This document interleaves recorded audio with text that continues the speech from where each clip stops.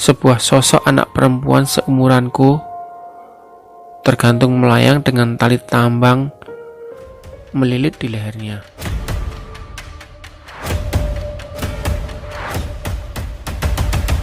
Welcome to Africa Mystery. Halo, selamat datang di RCK Mystery. Semoga semuanya diberikan kesehatan, panjang umur, dan murah rezeki. Sebelumnya jangan lupa subscribe, like, dan nyalakan lonceng agar gak ketinggalan cerita-cerita dari aku. Pada kesempatan ini aku akan bercerita dari sebuah cerita yang berjudul Kamar Sebelah. Selamat mendengarkan. Tobi, tolong simpan kardus-kardus ini ke kamar sebelahmu, perintah ibu. Siapa tahu nanti berguna. Aku langsung membawa setumpuk lipatan kardus itu ke kamar di sebelahku. Saat itu, kami sekeluarga baru pindah, sehingga banyak barang yang harus kami tata. Untung saja rumah baru kami sangat besar dan berlantai 2. Jadi kami tidak usah bersempit-sempitan lagi seperti di rumah lama. Saat aku masuk ke ruangan di sebelah kamarku, jendela besar langsung terpampang di sana tanpa tirai. Aku bisa melihat pemandangan hutan dari sana dengan sangat jelas. Pucuk-pucuk pepohonan melambai-lambai, seolah-olah mengajakku untuk pergi ke sana. Tapi memang itu keinginanku. Aku paling suka berkemah atau menjelajahi hutan yang belum kukenal. Dan untungnya, ayah mengizinkanku untuk berkemah di hutan itu. Siang terus berlanjut. Aku bersama kakak perempuanku, Kak Dona, tidak henti-hentinya membantu ayah dan ibu, hingga waktu senja datang menjemput kami. Setelah menutup semua tirai dan membersihkan diri, kami langsung makan malam bersama di ruang makan. Jam menunjukkan pukul 10 malam ketika aku bergegas naik ke tempat tidur. Alunan musik rock yang datang dari kamar kakakku sangat menyiksaku saat itu. Meski kamarnya ada di bawah, namun musiknya tetap terdengar sampai ke telingaku. Aku jadi benar-benar tidak bisa tidur. Hingga akhirnya terdengar sebuah suara yang datang dari kamar di sebelahku. Sebuah suara yang lumayan keras dan membuat lantai kamarku bergetar. Aku langsung bangkit dan memasang telinga baik-baik. Itu suara jendela yang dibanting, tidak salah lagi. Tapi siapa yang membantingnya? Dan pada saat itu juga, alunan musik rock dari kamar kakakku berhenti seketika. Suasana menjadi hening. Tetapi tak lama kemudian, terdengar suara langkah kaki berlari, menaiki tangga dan melewat di depan kamarku. Setelah itu suara langkah kakinya tak terdengar lagi. Kupikir itu adalah Kak Dona yang berlari. Mungkin ia juga mendengar jendela dibanting keras, lalu segera berlari menghampiri kamar sebelah itu. Akhirnya aku pun keluar dari kamarku dan memanggil-manggilnya. Tidak ada jawaban. Karena penasaran, aku membuka pintunya. Ternyata di dalamnya sama sekali tidak ada siapa-siapa, dan jendela besarnya masih tertutup dan terkunci. Tiba-tiba, ada suara anak perempuan meminta tolong. Aku benar-benar terkejut. "Siapa itu?" kataku. Aku berpaling ke sana kemari mencari asal suara itu. Namun aku tidak menemukannya. Dan meskipun aku sudah berbaring di kamarku, suara menyeramkan itu terus-menerus menghantuiku sepanjang malam. Aku berpaling ke sana kemari, mencari asal suara itu. Namun aku tidak menemukannya. Dan meskipun aku sudah berbaring di kamarku, suara menyeramkan itu terus-menerus menghantuiku sepanjang malam. Aku benar-benar ketakutan dan tidak bisa tidur. "Benarkah?" ujar Kak Dona. "Padahal kan aku membiarkan kaset rockku menyala sampai tengah malam." "Tidak mungkin. Aku benar-benar mendengar kalau musik rock di kamar kakak mati setelah ada suara jendela dibanting itu. Lalu terdengar suara langkah kaki berlari menaiki tangga," jelasku. "Saat itu kami sedang makan pagi. Aku ceritakan semuanya kepada kakak, ayah, dan ibu. Ibu hanya tersenyum mendengar perkataanku. 'Mungkin kamu hanya bermimpi. Kau tidak biasa dengan rumah ini, sehingga halusinasimu mulai bermain dan mengganggumu,' tambah ayah. "Kalau sudah terbiasa, pasti tidak akan begitu." Aku mengeluh dalam hati. Mengapa mereka tidak percaya padaku? Sedangkan pada Kak Dona, semua yang diceritakan selalu ditanggapi dan dipercaya. Aku dan dia kan hanya berbeda 3 tahun. Aku kelas 8, sedangkan dia kelas 2 SMA. Tapi kata teman-temanku, orang yang lebih tua memang lebih dipercaya.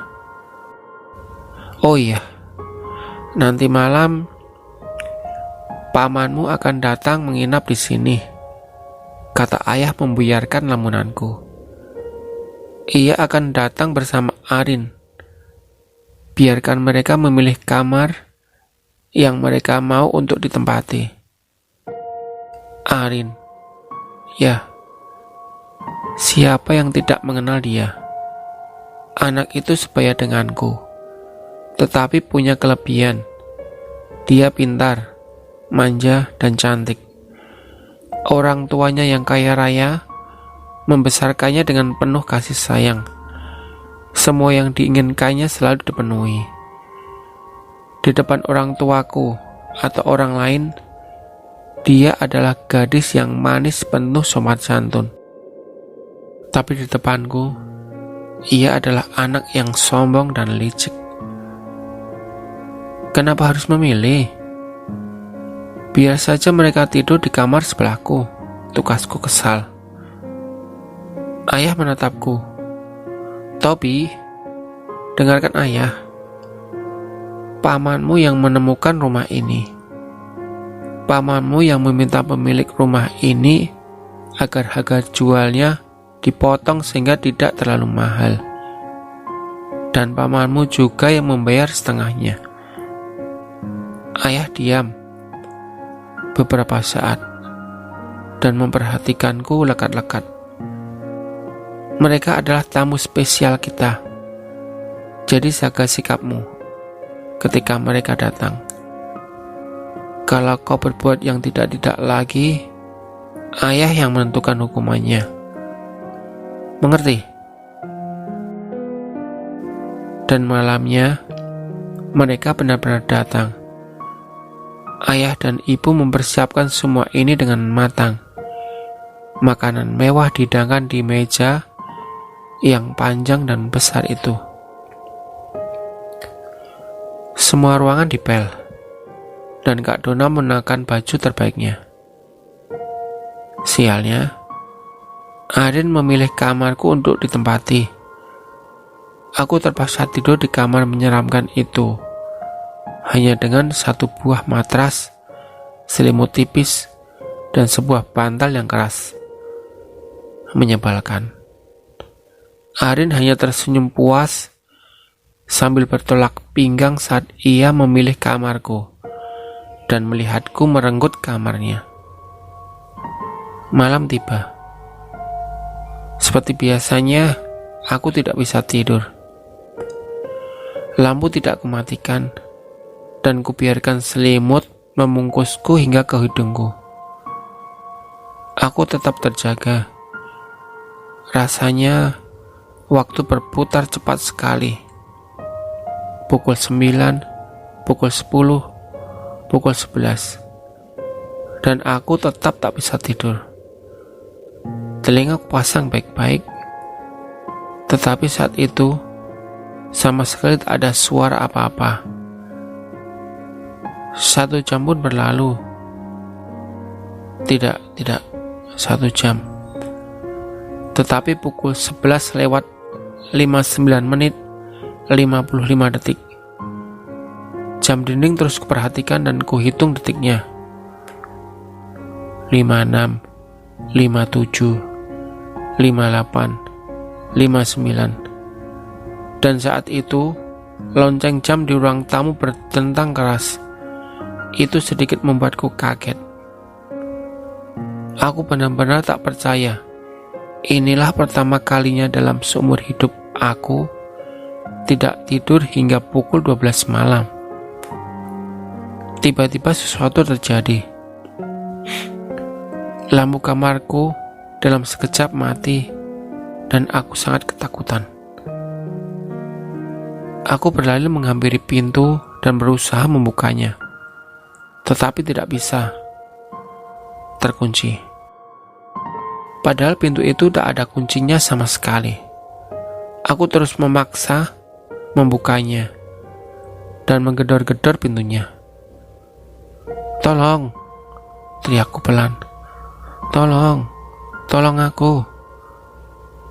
Di sekelilingku benar-benar gelap, hitam, dan hanya sedikit cahaya yang masuk melewati jendela besar di sana. Aku tak henti-hentinya menggedor pintu. Pikiran-pikiran tentang makhluk halus atau hantu mengiang di pikiranku. Aku diam sebentar dan mengatur nafas. Anehnya, Paman dan Arin yang tidur di sebelah ruangan tidak mendengarku sama sekali. Ayah dan ibu atau Kak Dona pun tidak datang menghampiriku. Padahal teriakanku sangat keras. Saat diam beberapa detik, tahu-tahu lampu sudah menyala kembali.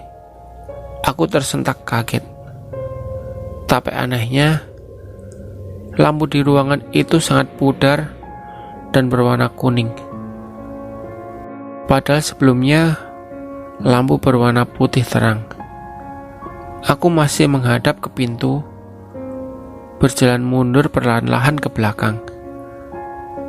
Debu dan sarang laba-laba menghiasi setiap sudut tembok, membungkus lemari dan peralatan yang ada di sana.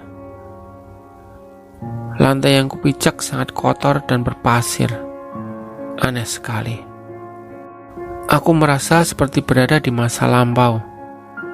Masih dengan keheranan, aku berbalik menghadap jendela besar. Tiba-tiba, ada sesuatu yang hampir membuat jantungku lepas. Ada sesuatu yang membuat urat nadiku hampir putus, membuat kakiku bergetar hebat karenanya. Mulutku menganga lebar, mataku terbelalak. Aku seperti disambar petir.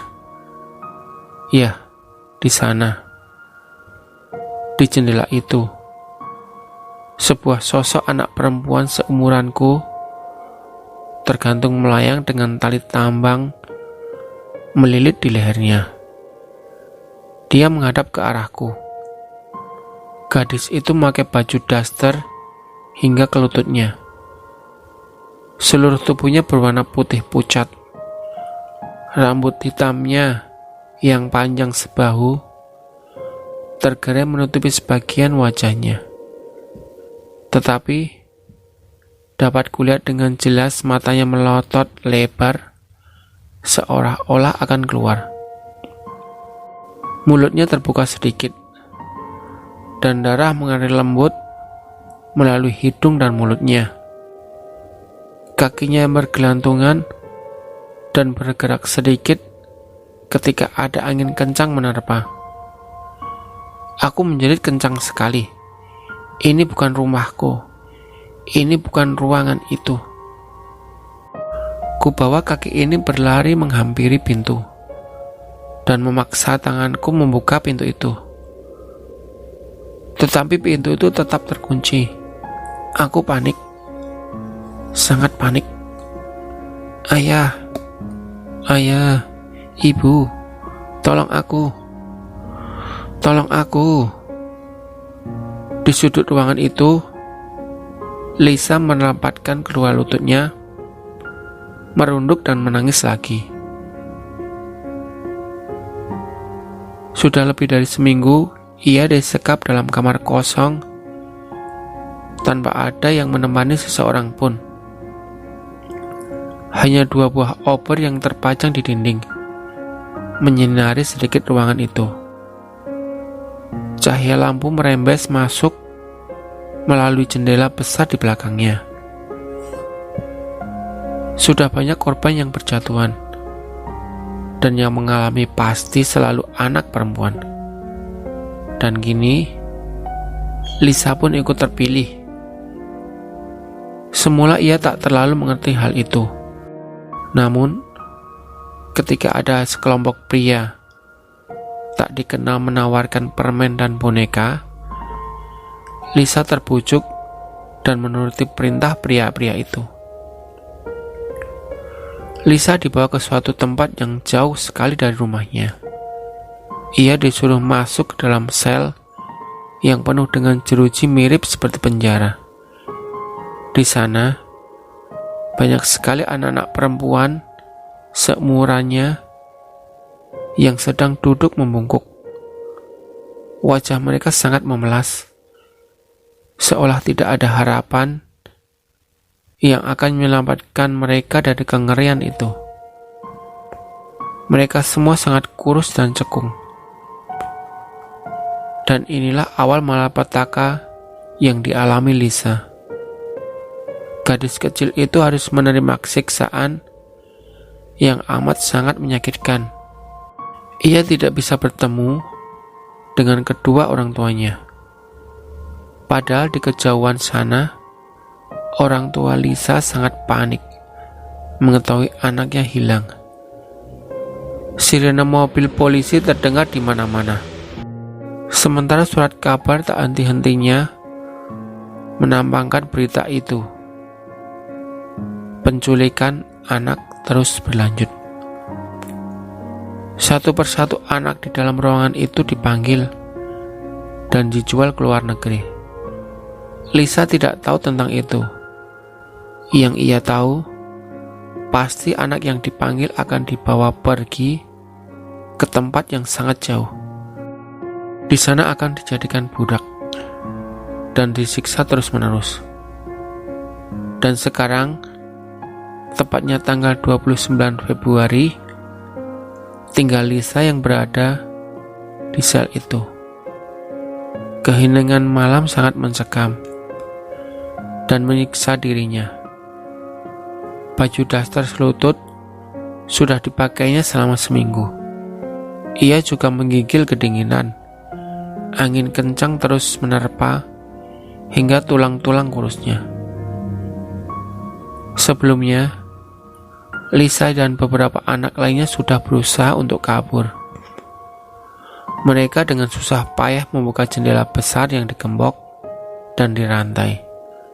Tetapi, suatu kali mereka berhasil, mereka bisa membuka jendela itu. Namun ketika melihat ke bawah, hanya sungai kotor dan hutan yang tampak. Belum lagi ketinggiannya mencapai beberapa meter. Anak-anak itu terlalu takut untuk meloncat keluar. Pada saat itu juga, angin di luar berhembus kencang hingga membanting jendela besar itu. Suaranya sangat keras seperti gempa. Salah satu pria yang ada di bawah langsung berlari menaiki tangga dan memarahi anak-anak itu.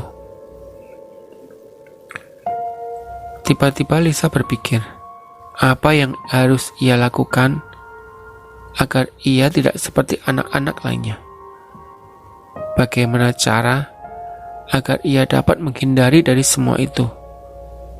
Ia sangat marah pada dirinya.